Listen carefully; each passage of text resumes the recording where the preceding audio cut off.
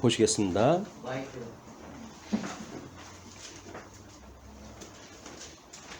예, 12장 16절입니다. 온 이스라엘이 자기들의 말을 왕이 듣지 아니함을 보고 왕에게 대답하여 이르되 우리가 다윗과 무슨 관계가 있느냐? 이새의 아들에게서 받을 유산이 없도다. 이스라엘아, 너희의 장막으로 돌아가라. 다윗이여, 이제 너는 내 집으로 돌아보라 하고 이스라엘이 그 장막으로 돌아가니라. 그러나 유다 성읍들에 사는 이스라엘 자손에게는 르호보암이 그들의 왕이 되었더라. 르호보암 왕이 역군의 감독 아도람을 보냈더니 온 이스라엘이 그를 돌로 쳐 죽인지라. 르호보암 왕이 급히 수레에 올라 예루살렘으로 도망하였더라. 이에 이스라엘이 다윗의 집을 배반하여 오늘까지 이르렀더라. 온 이스라엘이 여로보암이 돌아왔다 함을 듣고 사람을 보내 그를 공회로 청하여 온 이스라엘의 왕으로 삼았으니 유다 지파 외에는 다윗의 집을 따르는 자가 없으니라. 우리 열왕기 상은 우리 언약적인 그 근거가 우리가 분국이라고 하는 어떻게 보면 부정적인 일인데, 우리 지난 시간 15절에 왕이 이같이 백성의 말을 듣지 아니하였으니 이 일은 여호와께로 말미암아 난 것이라. 여호와께서 전에 실로 사람 아히야로 느밧의 아들 여로보암에게 하신 말씀을 이루게 하심이더라 라고 하는 것이 지금 열왕기의 저자가 이 분국이라고 하는 어떻게 보게 되면 이스라엘 백성들한테는 다시 있으면 안 될, 없었으면 좋을 법한 그런 그 사건에 대한 이거를 하나님의 뜻으로 설명이 되어지는 거예요. 이거는 창건 1쪽에는 하나님께서 우리 사무엘이라고 하는 선지자를 보내가지고 하나님의 직임을 중심으로 해가지고 하나님의 나라의 체제를 세웠다고 한다면, 열왕기에 들어오게 되면 하나님의 뜻이 뭐냐면 분국을 시키시는 거예요. 우리는 이제 과거에 창건, 분국, 유수, 회복이라고 하는 이 이야기다. 하나님의 언약자손에 대한 이야기다. 이것은 복음서에서 예수 그리스도의 직임과 신분과 사역과 품위에 대한 예표적인 모형과 그림자의 언약의 내용이다. 이렇게 이제 명제적으로 설명이 됐단 말이에요. 그래서 혹자는 너무 자기적이지를 않냐? 왜 그걸 창건, 분국, 유수, 회복이라고 봐야 되느냐? 라는 의심을 가질 수 있다고 짐작이 들어요. 그거를 그렇게 했을 때 물론 언약자손, 우리 이스라엘 역사는 실체적인 메시아에 대한 이야기이기 때문에 또 그분을 바라보는 예표로서의 모형과 그림자적인 언약이기 때문에 우리가 제시했던 명제는 틀림이 없이 맞아요. 근데 그것이 성경적으로, 성경신학적으로 근거가 있어야 되니까 우리가 사무엘서를 이야기할 적에는 직임에 대한 것이 아주 논리적으로 설명이 되어졌거든요. 이스라엘 역사서를 신학적 논리를 따라가지고 설명한다는 게 사실 쉽진 않아요. 근데 우리한테는 자기가 어떻게든지 그렇게 설명이 되었어요. 그래서 이건 예수님의 직임에 대한 이야기네. 언약자손이 단수로 쓰임은 바로 예수님을 예표하는 거기 때문에 우리가 그렇다고는 이야기를 하고 있는데, 그렇다고 한다면 예수님의 이야기였었네 라고 하는데 대부분 동일하다 했거든요. 창건이니까 우리는 충분히 그럴 수가 있어요. 근데 이 사역상으로 봤을 때 열왕기가 하나님이 하시는 일이 뭐냐면 나라를 나누시는 일이에요. 나라를 나누시는 일이 하나님이 하시는 일이고, 그리고 이제 뭐 유수라고 하는 신분에 대한 그런 이야기고, 그리고 다시 회복되어지는 품이라고 하는 그런 그 이야기로 우리가 신학적 공시적인 입장을 표명을 해왔단 말이에요. 근데 이걸 성경 신학적으로 보완이 되지를 않으면 다른 사람들이 그게 왜 분국이야? 그게 왜 하나님의 하신 일이야? 뭐 이래가지고 비아냥거릴 수가 있거든요. 그때 근거로 제시를 갖다 하라고 성경 두 구절을 소개를 했어요. 물론 성전이 다 지어지고 솔로몬이 성전에서 기도를 갖다 할 때 하나님 앞에 그런 기도를 합니다. 이제 이들이 실수하여 열방으로 흩어질지라도 이 성전을 향하여 마음을 다하여 기도를 하게 되면 하나님께서 그들의 기도를 들어주사 그들로 하여금 돌아오게 하여 주옵소서 라고 하는 기도를 갖다 해요. 성전을 지어놓고는 성전이라는 게 원래 하나님과의 회복관계를 만들어가는 거 아니겠어요? 어떻게 하면 이 원수되어졌던 하나님과 우리가 화목이 되어져서 그 하나님하고 원수되었던 우리들이 원수가 아니라 아들의 관계를 회복하는가에 대한 이야기이기 때문에 성전은 필수 불가결한 그런 그 일인데, 그 성전을 지어놓고 하는 기도가 열국으로 흩어질지라도 왜 그랬을까? 그것이 우리 이제 뭐 24절도 똑같은 내용이에요. 이제 우리 본문에서 나올 이야기니까 선지자의 예언 근거라고 하는 것을 일찍이 저희들이 사용을 해왔어요. 그것이 바로 뭐냐면 모세오경에 근거한 언약입니다. 이게 그러니까 모세오경 신명기 4장 25절로 31절에 우리 하나님의 언약 성취 성리사에서 이야기했듯이 이것이 모형과 예표라서 같은 도형을 가지고 있다는 거예요. 이것이 우리가 웨스트민스터 신앙고백에 성경이 하나님의 말씀을 어떻게 알 수 있느냐 라고 하는 걸 질문을 하면서 그런 이야기를 해요. 성경은 하나님의 말씀이라고 성경이 이야기를 하고 있고, 뿐만 아니라 성경에서 사용되어지고 있는 뭐 그런 공정함, 또 그런 걸로 이루어지는 그런 사실적 신실함, 하나님의 그런 말씀에 대한 뭐 이런 걸로 꽉 차 있고, 뿐만 아니라 부분이 전체를 대신하는 이야기로 가득 차 있다 이렇게 이야기를 하거든요. 그 이야기가 뭐냐면 지금 여기서 소위 표현했던 이제 빨간 부분에 그 부분 외에 이렇게 구조를 갖다 네 부분으로 나눠놨을 때 구조가 전부 같아요. 이걸 우리가 이게 메타 성경 신학에 있어서는 트리라고 하는 그걸로 해가지고 이제 설명을 했잖아요. 우리 어떻게 부분적인 것이 전체를 보여주는 그림이냐에 대한 이야기고, 하나님의 특별 계시를 통해 가지고 우리는 일반 계시를 해석을 할 수가 있고, 일반 계시를 통해 가지고 마찬가지 사회적인 요소나 경제적인 요소나 정치적인 요소나 이게 다 복음 원리로 다 맞물려 있는 거예요. 그냥 십자가의 도라고 하는 걸로 해서 모든 이제 그 자연의 그 일반 계시나 또는 특별 계시나 이것이 십자가의 도를 중심으로 다 묶여져 있다. 그런 게 봤을 때 성경은 진리일 수밖에 없는 거예요. 그러나 이것이 지금까지는 명제적으로 제시가 됐거든요. 그것이 뭐 논리적인 것도 아니잖아. 그런데 성경을 그렇게 해가지고 되어져 있는데 거기서 성경 어디에서 그런 얘기를 했단 말이야. 이렇게 되어지기 때문에 그걸 구조를 보았을 때 논리가 맞아야 돼요. 우리가 늘 이야기를 하지만, 왜냐면 진리라고 하는 거는 이 진리체계거든요. 진리체계.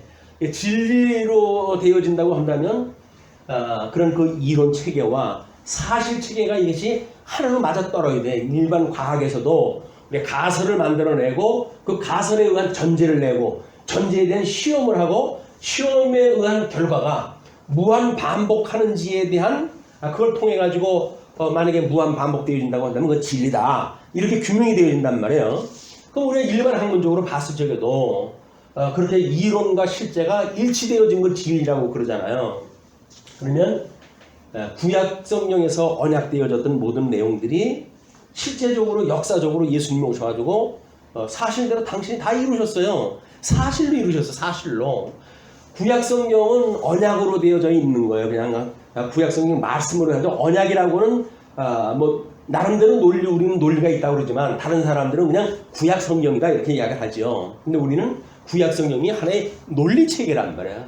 그것도 이제 하나님 나라라고 한다면 이렇게 이걸 모세의 오경서부터 또는 광야 생활하는 그로부터 그다음에 이제 그 언약되어진 하나님 나라 가나안 땅을 들어가서 나는 모형적인 국가로부터 예수님을 통해 가지고 지상 사역으로부터 또는 예수님의 승천하신 후에 천상 사역 즉 성령의 사역이라고 하는 삼위일체 하나님의 그런 계시의 논리가 이런 구조에 의한 논리적인 설명이에요. 그렇다고 한다면 우리들의 그런 하나님의 말씀은 구약 성경을 논리적으로 보았고 역사적 사실 예수님이 오셔가지고 이루었던 역사적 사실 그거하고 일치가 되어지니까 이건 진리 체계라고 부정할 수가 없어요. 이걸 아니라고 부정할 수가 없는 거예요. 진리 체계인 거예요. 거기다가 이제 성도들이 믿음의 사람들이 성령의 감동을 받고 우리 복음서에서 예수님이 약속을 갖다 하셨던 우리에게 주셨던 새 언약인 사랑을 하면서 살아갈 수 있을 정도로 하게 되면 자기 나름대로 진리 체계가 확증되어지는 거예요.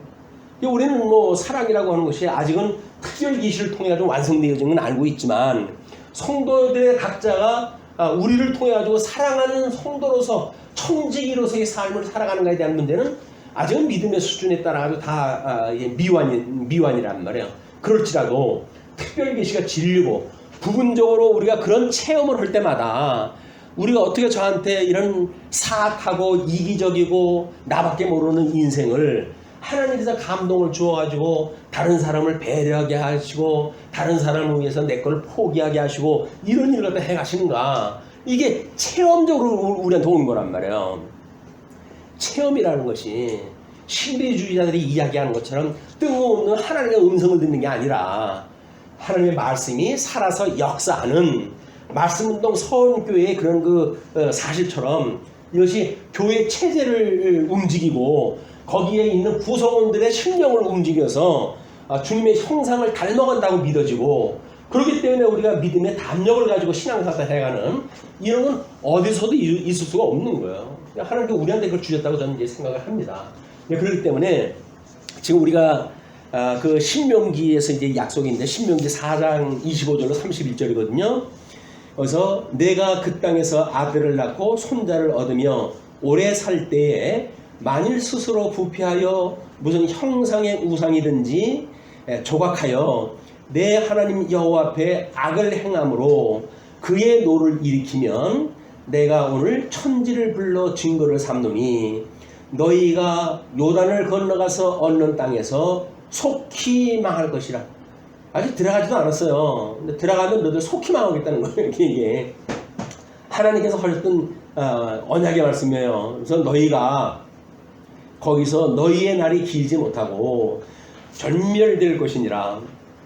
여호와께서 너희를 여러 민족 중에 흩으실 것이요 여호와께서 너희를 쫓아 보내실 그 여러 민족 중에 너희의 남은 수가 많지 못할 것이며 너희는 거기서 사람의 손으로 만든 바 보지도 못하며 듣지도 못하며 먹지도 못하며 냄새도 맡지 못하는 목석의 신들을 섬기리라. 그러나 내가 거기서 내 하나님 여호와를 찾게 되리니라고 하는 그 이야기는 미래 우리 수동형의 그런 그 표현을 다 쓰는 거예요. 된다는 이야기는 누가 주관자가 있어야 된다는 이야기 아니겠어요? 그걸 되리니 그리고 만일 마음을 다하고 뜻을 다하여 그를 찾으면 만나리라. 이 모든 일이 내게 임하여 환난을 당하다가 끝날에 내가 내 하나님 여호와께로 돌아와서 그의 말씀을 청종하리니 내 하나님 여호와는 자비하신 하나님이심이라. 그가 너를 버리지 아니하시며 너를 멸하지 아니하시며 내 조상들에게 맹세하신 언약을 잊지 아니하시리라. 라는 걸로 해가지고 재교육을 갖다 할 때 이제 그 광야에서 40년 애굽에 물 먹었던 사람들이 다 이제 세대 교체가 되어지고 새로운 세대, 신세대, 가나안 땅의 어린이의 모습으로 들어갈 그런 새로운 존재들한테 하나님께 이렇게 언약을 갖다 주신 거거든요. 사실은 이 사람들은 모세에게 출애굽 전에 있었던 그런 그 역사를 나름대로 유적으로 다 공부가 되어졌겠죠. 그래서 모세오경 전체를 이해하는 사람들이라고 믿어지고 그런 사람들한테 이렇게 언약을 한 바 이거대로 이제 우리 그 연두색에서 보라색의 칼날을 넘어오는 거예요. 그게 약속의 땅 가나안 땅을 건너가서 만들어질 하나님 나라의 모습입니다. 하나님 나라도 여전히 똑같은 구조예요. 이제 애굽에 내려갔다가 구출되어진 거나 포로로 끌려갔다가 다시 회복되어지는 거나 예수님이 죽으셨다가 부활하시는 거나 주님의 몸된 교회가 박해를 당했다가 다시 거기로부터 참 자유를 얻게 되어지는 거나 똑같은 구조로 되어져 있다 이게. 그렇게 했을 때 우리는 이제 우리 사무엘서에서는 지금이라고 하는 걸 중심으로 해가지고 구약성이 이걸 스토리텔링을 갖다 한 거예요. 이야기를 갖다 그걸로 엮어가지고. 그다음에 이제 우리 열왕기에서는 다소 분국이라고 여겨지는 부정적이라고 생각할 수 있는 그런 것을 과연 어떻게 이거를 성경 신학적으로 거기다 이야기를 덧대서 그냥 단순한 역사가 아니라 우리 오실 예수님을 예표하는 이야기로 그걸 우리가 승화할 것인가에 대한 이것이 성경 신학적인 이제 그 해석 방법이었잖아요. 거기에서 우리는 위에서 봤던 그 성경 구절입니다. 하나님이 여호와로 말미암았다는 거예요. 여호와로 말미암았다. 그 이야기는 아이야의 성경 그 언약을 이루려고 한다면 우리 솔로몬의 기도대로 응답이 되게 되고 솔로몬의 기도대로 응답이 되려고 한다면 모세 오경으로부터 약속이 이루어져야 되는 거예요. 그래서 선민 국가가 이제 포로 유수 회복기에 들어갈 때 선지자들이 수없이 이 말씀을 근거를 가지고 이야기를 한 겁니다. 그 이야기가 뭡니까? 거기서 성경대로 불순종했으므로 너희들이 망했다 그 이야기거든요. 우리 이 모세오경이 그 약속이 되어져 있어요. 그리고 흩어졌다 할지라도 너희들이 마음을 다하고 뜻을 다하여 돌아올 마음을 이제 먹게 될 때가 오는데 그렇게 되어지게 되면 하나님 너희를 돌아오게 할 거야. 그 이야기가 이제 여기서 그러나 성경대로 회복된다 라고 하는 선지자들의 메시지가 끊임없이 있었던 거예요. 그러니까 너희들이 불순종함으로 너희들 다 죽었어. 그 이야기예요. 너희들 다 죽었어. 그러나 하나님께서 너희를 살려주신다고 그랬어. 그 이야기예요. 그것이 통시적인 개념으로 봤을 때 하나님의 사역을 때리시고 싸매고 흩으시고 모으시고 뽑으시고 심고 뭐 이제 그런 그 개념으로 본 거거든요. 그런데 우리 선지서가 대선지서의 그 네 가지는 특별히 우리 이사야를 중심으로 했을 적에는 북쪽 이스라엘과 남쪽 유다가 다 있을 때 분국되어져 있을 때에 이사야 선지자가 활동을 했어요. 그러니까 그건 북쪽 이스라엘에도 적용이 되어지는 말씀이죠. 그러나 이제 그 북쪽 이스라엘이 완전히 멸망이 당하고 그리고 남쪽 유다만 남았을 때 선지자들은 전부 3명의 선지자가 남잖아요. 대선지서에서. 그것이 예레미야, 에스겔, 다니엘이에요. 그럼 그 사람들이 만약에 하나님 이제 우리 이사야는 남북 다 있을 때에 우리가 형상으로 보게 되면 때리고 싸매는 내용 아니에요. 죽이고 살리는 이야기란 말이에요. 그럼 죽이고 살리는 이야기가 단순히 그 대선지서 4개가 구약성경이 대단히 많은 범위를 차지하고 있는데 겨우 죽이고 살리는 이야기만 나오겠어요, 그게? 무슨 내용이 있고 의미가 있어야 될 거 아니에요. 뭐 구별이 되고 차별화가 돼야 될 거 아니에요. 그걸 이제 우리들이 발미를 딱 한 겁니다. 그래서 이사야서는 하나님의 의에 대한 언약이었다. 여전히 의도 불의한 자들을 하나님의 의로 하시는 일이기 때문에 모양새는 죽이고 살리는 역사예요. 그러나 하나님의 의라고 하는 주제를 가지고 설명을 한 거고 그 다음에 예레미야, 에스겔, 다니엘은 하나님 나라에 대한 3대 언약에 대한 그걸 지금 선지자들이 자기네 예언 방식으로 표현을 했다. 예레미야라고 한다면 자손들을 갖다 뽑고 심는다는 이야기 아니에요. 그 이야기는 뭐예요? 자손 언약에 대한 이야기란 말이에요. 자손 언약에 대한 하나님께서 어떻게 섭리하다 하시는지 생육하고 번성한 백성들로 하여금 땅을 정복하고 다스리라고 했고 그리고 다스리라고 이야기를 했는데 과연 그것이 실제적으로 이루어질 때 이제 유수되어져 가고 그 다음에 거기서 다시 회복, 품위라고 하는 그런 맥락으로 돌아오게 될 때 어떤 말씀으로 성취되어지는가에 대한 것은 철저하게 차별화가 되어지는 거예요. 그래서 예레미야에 대한 것은 하나님께서 자손에 대한 이야기였었다. 그리고 에스겔은 흩으시고 모으는 거 아니에요. 그 흩으시고 모은다는 개념은 사실은 하나님의 땅으로부터 다른 땅으로 흩어버린다는 이야기니까 땅 언약에 대한 이야기였어요.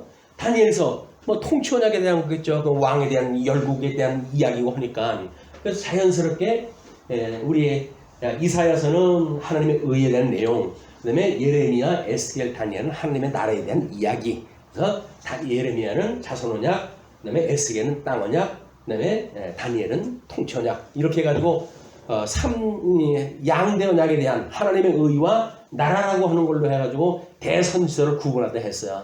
근데 그렇게 했을 때 보여지는 것이 바로 뭐냐면 하나님께서 이 행위 언약대로 그들을 멸하시고 그럼 그 사람들을 은혜 언약으로 다시 회복시킨다는 이야기인데 그걸 그대로 선지자들이 이야기를 한 거예요.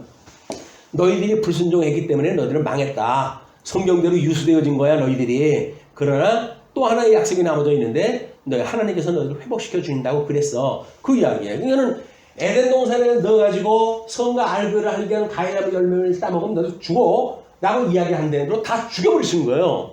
그로부터 어떻게 구원을 해내시는가. 양대 언약을 받았던 사람은 아담 아니에요. 그럼 아담한테 그 요소가 다 있어야지.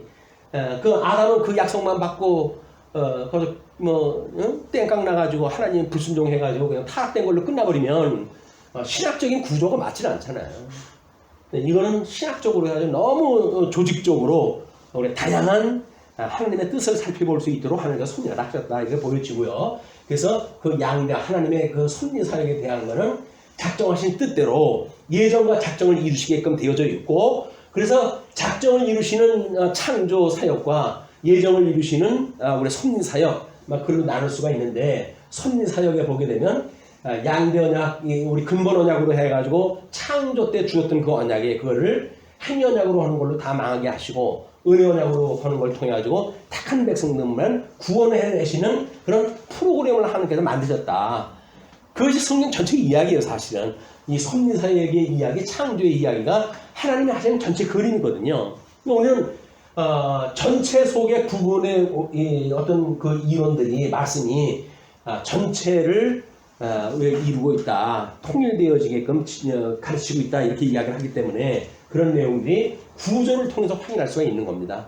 우리들이 보고 있는 메타 성경 신학에서 이야기하고 있는 통속 성경 개론이 제시하는 그런 그 구조야말로 부분이 전체를 이야기하는 그런 내용이고, 처처에 전부 십자가의 도에 대한 이야기였다, 예수님에 대한 이야기였었다.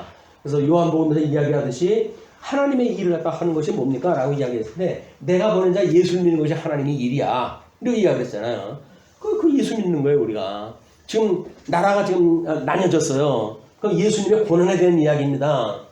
왜 예수님이 고난 받으러 오셨나요? 우리 죄 때문에 오신 거 아니에요? 그 죄 때문에 오셨던 그분께서 우리를 대신해 가지고 당신의 몸이 찔리고 찢기고 하는 궁극의 역사예요. 이게 그럼 복음을 갖다 거기서 바로 그냥 오잖아요. 그 복음이 그걸 몇 단계 거쳐가지고 또는 문자가 가리키는 그런 그 구원에 대한 이야기뿐만 아니라 전체의 그림이 하나님의 아내인 하나님의 나라가 분국이 되어서라는 이야기는 뭐예요? 찢겼다는 이야기예요. 우리 십자가에서 예수님이 찢긴다는 이야기는 뭐예요? 우리들의 죄를 인해 가지고 십자가에 못 박아 죽으심을 당하신다는 이야기 아닙니까? 그게 복음이라는 거예요. 그게 그런 복음이라고 하는 핵심이 있고, 그 다음에 이야기야 우리가 늘 이야기를 하지만 성경이 기록된 지 2000년이 됐어요. 수많은 신학자들이 내놓으라 하는 그냥 그 당시에 원어에 대해서 바삭한 사람들이 연구하고 그렇게 주석을 써놓은 것이 2000년 동안 그 데이터가 쌓여져 있어요. 그러면 우리들이 성경을 해석을 한다고 했을 때 그 사람들보다 이상의 거를 설명을 해낼 수가 있을까? 없어요. 무슨 실력 가지고 그걸 합니까? 당대에 그때 내놓으라는 석학들인데 다 그런 사람들이 법을 연구하고 원어를 연구하고 평생을 거기 연구한 사람들이 주석을 남겨놨거든요. 그것이 2000년 동안 그 정보가 쌓인 거예요. 그러면 지금 2000년 동안 있는 정보보다 지금 뭘 봐가지고 다른 걸로 풀어보는다고 다른 얘기가 나올까요? 안 나와요. 근데 문제는 그분들이 문자를 보고 문자를 해석했다는 거예요. 물론 거기에 주석이라고 하는 그것 때문에 역사적인 배경도 설명이 되어져 있대요. 때로는 부분적으로 신학적인 의미도 있어요. 그러니까 우리 지나간 선배들이 가르쳐줬던 주석만 자세히 읽어도 복음을 알 수가 있는 거예요. 초보적인 거지만. 근데 힘을 잃는 거는 우리들까지 오지 못한다는 거예요.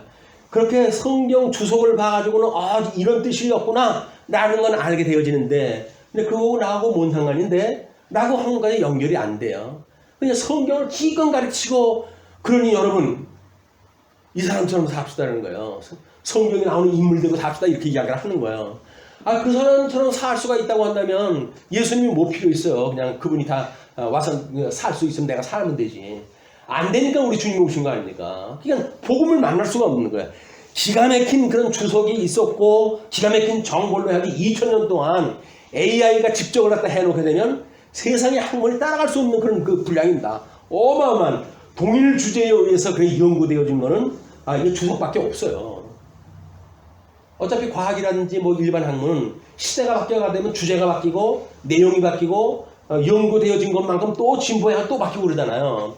근데 이건 문자를 해석한 거기 때문에 그렇게 큰 변화도 없어요. 그 사람들이 이야기한 거 보게 되면 다 주옥과 같은 이야기들이에요. 절절히 맞는 복음의 이야기예요. 그런데 종교개혁이 일어나고 500년이나 지났고, 근데도 불구하고 왜 우리들한테는 이 실천신학적인 의미가 우리한테 영향을 미치지 못하느냐. 그게 우리 히브리서를 공부할 때처럼 우리들의 믿음이 화합지 못했기 때문에 그러는 거야. 이런 진리 복음에 대하여 우리 믿음이 화합을 갖다 해야 되는데, 그렇군요. 그게 저에 대한 이야기군요. 그래서 구원의 역사가 나의 구원의 역사가 돼야 되는데, 그냥 우리 성경에 나와져 있는 구원의 역사예요. 그냥 구원의 역사의 열매가 있든 없든 뭐 상관이 있어요. 주님께서 그렇게 다 구원해 가신다는데, 그럼 됐지 뭐. 주님께서 해 가신다는데. 이래가지고 싸구려 복음인 구원파의 논리가 나오고 이렇게 되어진다. 근데 하나님의 말씀은 그렇지 않아요. 운동력이 있어요. 그러므로 우리들의 삶을 변화를 주어요. 그래서 하나님의 말씀은 살았고 운동력이 있어가지고 교훈과 책망과 바르게 함과 의로 교육하기에 유익하니 이 성도들로 하여금 온전케 하시기 위해서 아주 합당한 말씀이다 이렇게 이야기를 합니다. 온전케 해 가시는 거예요. 왜? 예수님이 당신의 몸인데, 아니 머리 대신 예수님이 당신의 몸을 온전하게 해 가시는 분이 당신이 제일 잘 알죠. 여기서 다 우리 신체의 일이 뭐 각처에 그렇게 해가지고 어딘 영양분이 제대로 공급되어진지 말씀의 능력이 되나가는지 우리 주님만큼 잘하는 사람이 어디 있어요.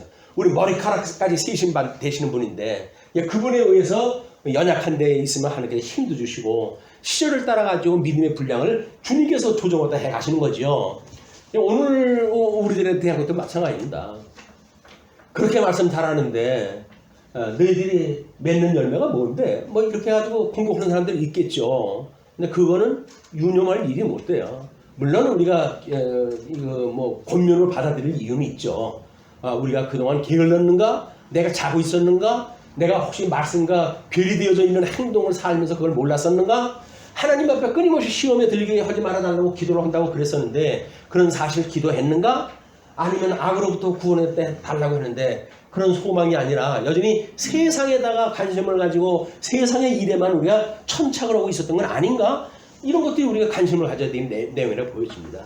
그렇게 되어지면 자연스럽게 우리 영적 예배, 우리 몸을 산 제물로 드리는 그런 영적 예배가 가능해지고 조금씩 변화가 되어질 거라고 믿어지고, 그리고 뭐 하나님께 해가실 때 이론 체계를 아는 사람들을 중심으로 해가지고 그런 열매를 맺게 하시지 않겠어요? 이론은 우리한테 맡겨놓고 열매는 다른 사람한테 맺게 하실까요? 그러지는 않을 거라고 비춰져요. 말씀의 그 권능은 우리들로 하여금 운동력이 있게끔 역사를 하실 거니까. 그래서 우리 교회 뭐 표라든지 제도라든지 뭐 이런 신학적인 그런 그 구조라든지 모든 것이 하나를 만들어서 작은 통일성 있는 논리 체계를 만들어서 심지어 이제 뭐 우리들의 교회 조직도 마찬가지 아니에요. 그걸 어떻게 하면 더욱 성경적인 원리를 따라서 만들어 갈까. 그렇기 때문에 성도가 우리 정도 규모인데 우리 정관을 보게 되면 참 사람들 할 얘기도 없고 허황되게 이 사람들 사는구나 그럴지도 몰라요. 아니 뭐 몇 명을 가지고 뭐 수백 명 있는 교회처럼 수천 명 있는 교회처럼 그렇게 정관을 만들어놨나? 그래서 비웃거릴지도 모르죠. 그러나 우리는 한 명도 지어져가는 성도고 10명도 지어져가는 성전이거든요. 그렇다고 한다면 주님의 몸된 교회가 성전이라고 한다면 우리는 5명이 모이든 10명이 모이든 100명이 모이든 같은 원리로 작동이 되어진다. 그런 자부심을 가지시고 이제 뭐 우리 청년부는 벌써 대림절 찬송을 준비하고 있던데 대림절이 뭡니까? 우리 오시는 주님 맞이하는 그런 날 기념하는 일들인데 그래서 그런 걸 가지고 공동의회 12월 달은 공동의회록을 우리가 이제 손을 갖다 봐야 되고 예산을 짜고 내년 새로운 업무를 시작을 하고 이런 걸 준비하는 그런 그 시절이 왔기 때문에 우리 대림이 예수님의 오신 것만 우리가 기념하는 것이 아니라 새로운 2021년은 또 우리들이 한 발자국 더 나가는 주님의 몸된 교회로서의 체제를 완성도 있게 해가는 이런 해가 될 거라고 우리가 소망을 가지고 교회 정치적 문제도 이렇게 접근해 오셨으면 좋겠어요. 자, 그래서 그렇게 본문에 들어가면 이스라엘 왕국의 분열이 언급이 되어지는데 온 이스라엘이 일단은 그 통합이 안 됐잖아요. 이스라엘이 이제 자기들의 말을 왕이 듣지 아니하고 왕에게 대답하여 이르되 우리가 다윗과 무슨 상관이 있냐. 이게 뭐냐면 우리들한테 다윗이 만약에 상관이 없으면 다윗은 누굽니까? 바로 유다 지파로부터 세워진 하나님이 세우신 왕의 규가 떠나지 않는 그런 그 인물 아니에요. 거기하고 인물하고 만약에 관계가 없다고 한다면 그 사람들은 하나님하고 상관없는 사람들이에요. 이것이 우리가 주님의 몸된 교회에 예수님 보고 너하고 나하고 뭔 상관이냐라고 하는 자들은 구원받을 수가 없는 거죠. 왜? 하나님이 보낸 자 예수를 갖다 믿지 않는데 이게 됩니까? 그것도 마찬가지로 조금 확대를 하게 되면 또 우리가 몇 단계 이렇게 넘어가서 생각을 하게 되면 승천하셨던 주님께서 우리들한테 이 은사를 주셔가지고 가르치는 은사, 다스리는 은사, 섬기는 은사 이걸 줘가지고 교회에 직임자를 세웠어요. 근데 직임자한테 너하고 나하고 뭔 상관이 있어? 라고 한다는 이야기는 뭐예요? 결국 그를 세운 교회를 업신여기는 거고 교회를 업신여긴다는 이야기는 주님께서 세웠던 은사를 부정한다는 이야기고 그 이야기는 결국 하나님하고 상관없다고 하는 선언입니다. 우리 법통 목사님 특강을 들을 때 장로교회는 아주 신사적이어서 삼심제를 가지고 있습니다. 지교회를 통해 가지고 만약에 자기 어떤 불법이 나왔을 때 그걸 상소하게 되면 당에서 일심을 치울 것이고 일심에서 만약에 성경적이 아니라고 생각을 하면 우리는 노회에 상소를 할 수가 있습니다. 노회 상소를 했다 해가지고 2심에서도 판단이 안 된다고 한다면 총회에 또 올리면 됩니다. 이렇게 이야기했어요. 그럼 사람들이 질문이 생겨요. 그렇다고 한다면 우리 총회에서 3심인 총회에서도 성경적인 판단이 떨어지지 않는다고 그런다면 어떡합니까? 라고 질문이 나오잖아요. 자연스럽게. 그때 그 목사님이 하신 말씀이 있어요. 그것은 하나님의 뜻으로 받아들이셔야 됩니다. 성경적인 거는 믿음에 따라서 때를 따라 가지고 나름대로 그런 어떤 하나님의 해가시는 순서가 있고 그렇기 때문에 그걸 객관적인 걸로 해가지고 우리가 모든 걸 이루어갈 수가 없는 거거든요. 믿음의 사람에 따라 다르고 조직의 어떤 형편에 따라 다르고 그렇기 때문에 성경적인 원리를 가지고 이건 비성경적이야. 그렇기 때문에 이건 잘못됐어. 라고 지적하는 사람들은 사실 맞지 않은 거예요. 말은 성경적인 근거를 통해 가지고 이게 성경적인 개혁이야 라고 제시하는지 모르겠죠. 그러나 하나님께서 우리들한테 거기까지 이것까지 내가 인도해 가는 길이야. 그걸 믿는다고 한다면 그냥 믿음의 분수를 따라가지고 그걸 순종하고 거기에 현재 진행되어지는 조직이거나 법체제거나 그걸 순종하다 해야지 그걸 무조건 방귀를 들고 나서고 그렇다고 해서 교회를 뛰쳐나가버리고 노회를 잘라버리고 이렇게 되어지는 일은 하나님을 갖다가 상관없어 나하고 그 얘기는 똑같은 거란 말이에요. 어차피 뭐 교회도 마찬가지고 노예도 마찬가지입니다. 죽기로부터 연결되어진 조직 아니에요. 근데 그거를 없이 여겨가지고 강남 너희 좋아하네. 그래 너희들 그 잘해 먹어라. 다른 데로 간다. 그 이야기는 그리스도의 몸을 찢는 이야기. 찢는 이야기. 지금 나라가 분국이 됐잖아요. 그게 우리 대성을 위해 가지고 주님이 돌아가시는 걸 예표로 보여준 사건이란 말이에요. 그걸 우리 복음으로 깨달았어요. 근데 우리가 그 주님의 몸 된 교회라고 하는 걸 살면서 그리고 그걸 또 찐다고 한다면 그 이야기는 뭐예요?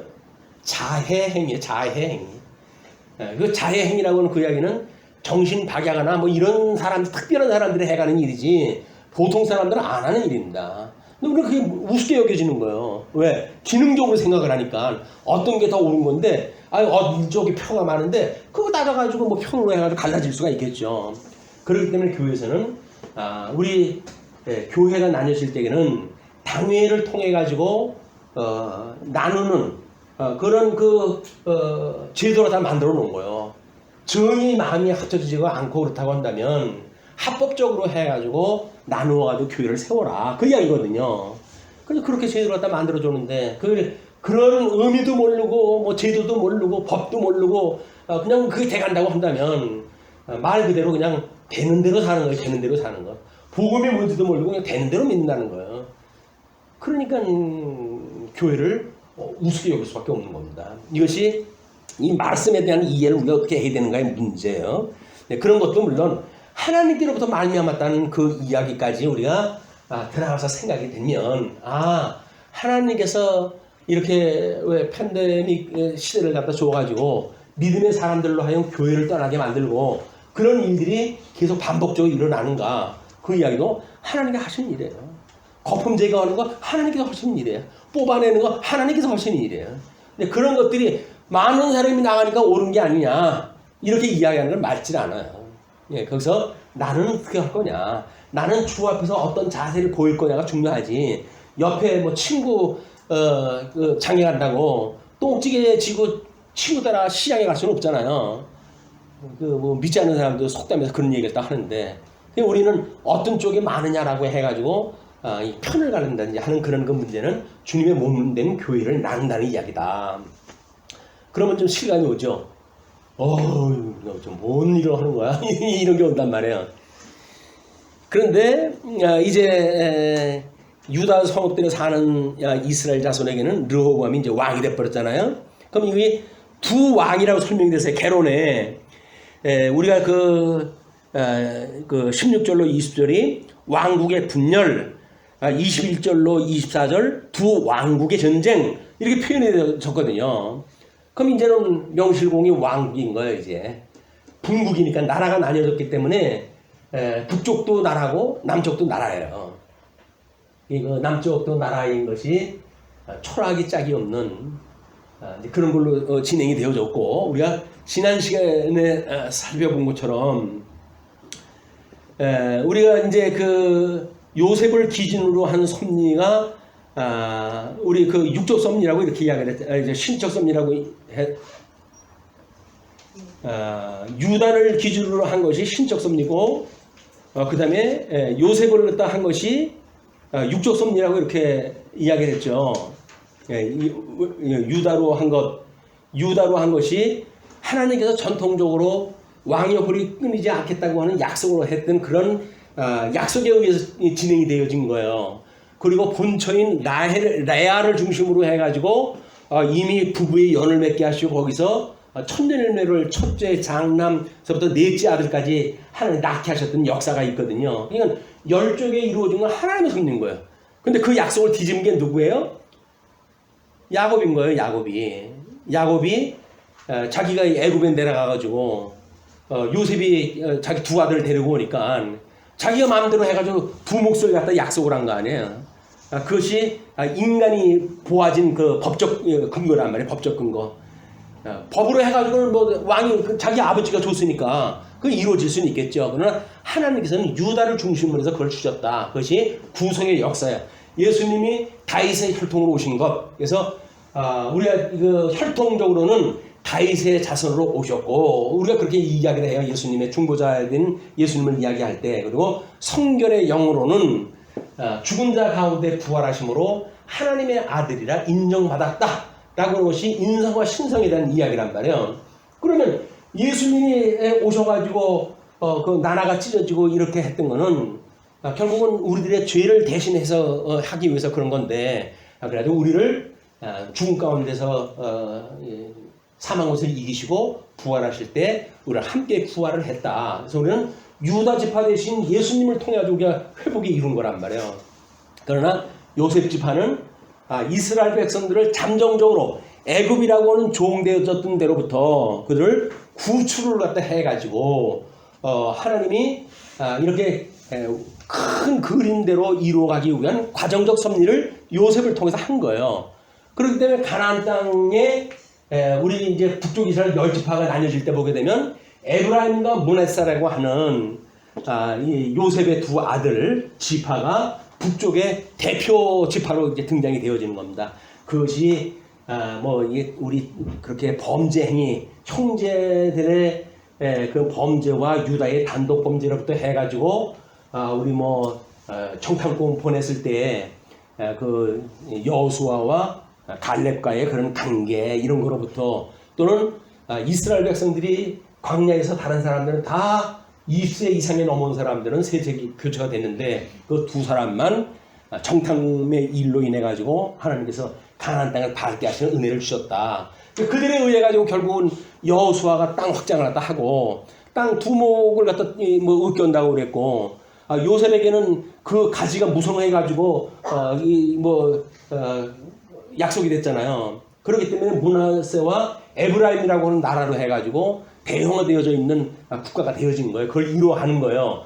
그거는 하나님께서 북쪽 이스라엘에 대한 그 사람들이 결국은 남쪽 유다 요시아에 의해서 회복이 되어지는 12지파가 모이게 되어지는 일이 아마 13장에 나오나 이제 나올 거야. 이제 그 이야기가. 그러니까 그때까지 전체의 성경을 이루어 봤을 때 하나님이 해가시는 섭리는 우리 중보자 되신 예수 그리스도의 중보자 인성과 신성이라고 하는 두 가지 측면을 같이 지금 보여주고 계시다.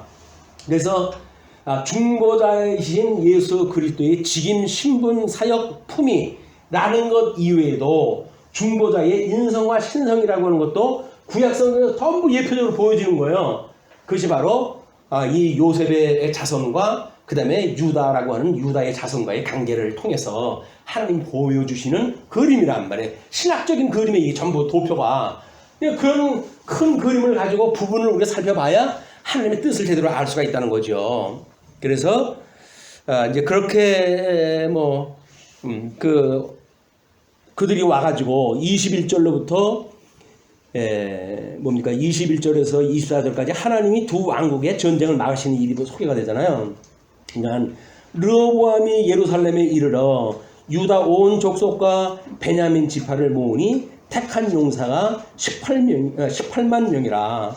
이스라엘 족속과 싸워 나라를 회복하여 솔로몬의 아들 르호보암에게로 돌리려 하더니 하나님의 말씀이 하나님의 사람 스마야에게 임하여 이르시되, 선지자를 보내가지고 이야기를 하셔요. 솔로몬의 아들 유다 왕 르호보암과 유다와 베냐민 온 족속과 또 그 남은 백성에게 말하여 이르기를, 북쪽 10지파를 빼놓고 말하기를, 여호와의 말씀이 너희는 올라가지 말라. 너희 형제 이스라엘 자손과 싸우지 말고 각기 집으로 돌아가라. 이 일이 나로 말미암아 난 것이라 하셨다 하라 하신지라. 그들이 여호와의 말씀을 듣고 그 말씀을 따라 돌아갔더라. 나라 분국은 여호와로 말미암은 거예요. 여호와로. 우리는 그걸 조직적으로 해가지고 그 형제들의 범죄 또는 그들의 모친의 족보까지 거슬러 올라가고 이거를 통전적으로 이제 살펴본 거예요. 그걸 그렇게 했기 때문에 법적으로 해가지고 이 르호보암이라고 하는 인물은 결국은 신적 장자권을 갖게 되어지는 사람이지만 이렇게 이스라엘이라고 하는 지파는 요셉의 아들로 해가지고 장자의 두 몫을 갖게 되어지는 그 약속이 이루어지는 것을 이야기를 하고 있다. 그래서 전 성경이 이야기하고 있는 분국의 필연성, 이거는 예수 그리스도의 그 성을 설명하는 방식이었다. 그렇게 설명이 되어진 겁니다. 그런 뒤에 25절로부터 33절입니다. 여로보암의 왕국 수립을 위한 종교정책의 소개가 되어져요. 여로보암이 에브라임 산지에 세겜을 건축하고 거기서 살며 또 거기서 나가서 분우엘을 건축하고 그의 마음에 스스로 이르기를 나라가 이제 다윗의 집으로 돌아가리로다. 만일 이 백성이 예루살렘에 있는 여호와의 성전에 제사를 드리고자 하여 올라가면 이 백성의 마음이 유다 왕된 그들의 주 르호보암에게로 돌아가서 나를 죽이고 유다의 왕 르호보암에게로 돌아가리라 하고 이에 계획하고 두 금송아지를 만들고 무리에게 말하기를 너희가 다시는 예루살렘에 올라갈 것이 없도다. 이때까지만 해도 이 사람들은 1년에 4차례 지금 예루살렘에 방문하다 해야 되거든요. 올라갈 것이 없도다. 이스라엘아 너는 너희를 애굽 땅에서 인도하여 올린 너희의 신들이라 하고 하나는 베델에 두고 하나는 단에 둔지라. 이 일이 죄가 되었으니 이는 백성들이 단까지 가서 그 하나에게 경배함이더라. 그가 또 산당들을 짓고 레위 자손 아닌 보통 백성으로 제사장을 삼고 제사의 형식이 다 틀린 거예요. 이제 장소로부터 제사장으로부터 해서 제물로까지 8째 달 곧 그 달 15째 날로 절기를 정하여 이는 6월절 절기와도 다른 그런 절기를 만들어내요. 유다의 절기와 비슷하게 하고 제단에 올라가되 그냥 싹동 종교를 만드는 거예요. 싹동 유대교를 갖다 만드는 거예요. 그냥 기독교가 이게 싹둥이 되어지게 되면 짝퉁이 되어지게 되면 모양은 뭔가 비슷한 것 같은데 말씀도 비슷한 것 같은데 말씀도 틀려 진리도 틀려 그 다음에 이해하는 십자가의 도도 틀려 모든 게 다 틀린 거예요. 이게 틀린 거를 믿는 사람들이 기독교에 연하니까 우리는 어떻게 참 성경에서 말하는 기독교를 우리가 제대로 이해를 하고 그리고 우리 성경에서 말하고 있는 예수를 그리스도로 믿는가에 대한 이런 그 이야기가 천천할 때 해야 됩니다. 끊임없이. 그들이 그렇게 해가지고 그가 만든 송아지에 제사를 드렸으며 그가 지은 산당의 제사장을 베델에서 세웠더라. 그가 자기 마음대로 정한 달 곧 8째 달 15째 날로 이스라엘 자손을 위하여 절기를 정하고 베델에 쌓은 제단에 올라가서 분향하였더라. 그래서 꽁 잡는 게 매라고 무조건 그 예배당 크게 짓고 거기서 이게 행세한다고 해가지고 교회가 되는 게 아닙니다. 교회라는 이야기는 살아계신 하나님의 말씀이 우리가 믿어지는 사람들이 거기서 지어져가는 성전으로서 어떻게 연합을 이루고 주님의 몸된 교회를 이루어가는가에 대한 이런 그 문제이기 때문에 그렇습니다. 그래서 하나님께서는 두 분국을 나눠가지고 그들로 하여금 한쪽은 우상을 믿는 나라로 남쪽 유다는 하나님을 믿는 나라로 분국을 얻다 해주셨어요. 그래서 세속적인 인성으로 해가지고 그렇게 불순종하는 백성들을 위해서 십자가에 못 박아 죽임을 당할 수밖에 없는 그걸 채울하시는 일이 인성을 입고 오셨던 이유라고 이렇게 이야기를 했잖아요. 왜 예수님은 인성을 가지시고 사람의 모습을 입고 이 땅에 오셨습니까? 그 이야기는 채울하지 않고는 제사장이 될 수가 없어요. 제사의 행위를. 그 채울이 이 사람들이 거짓되어져 있는 이런 제사의 방식을 가지고 당신이 십자가에 못 박아 돌아가심으로 해가지고 온전한 제사 6월절에 어린 양으로 돌아가시고 성전으로 부활하시고 그리고 제사장으로 승천하심으로 해가지고 온전한 제사를 드리심으로 해가지고 실체적인 약속을 이루어가시는 그때 비로소 죽은 자 가운데서 살아나셨던 그 예수님을 하나님의 아들이라고 인정을 하고 그분을 하나님의 아들이라고 믿는 성도들이 더불어 그분하고 새 생명을 얻게 되어지는 거예요. 그것이 믿음의 사람들로 주님의 몸된 교회 생활을 하는 것이다. 예, 오늘은 여기까지 하시죠.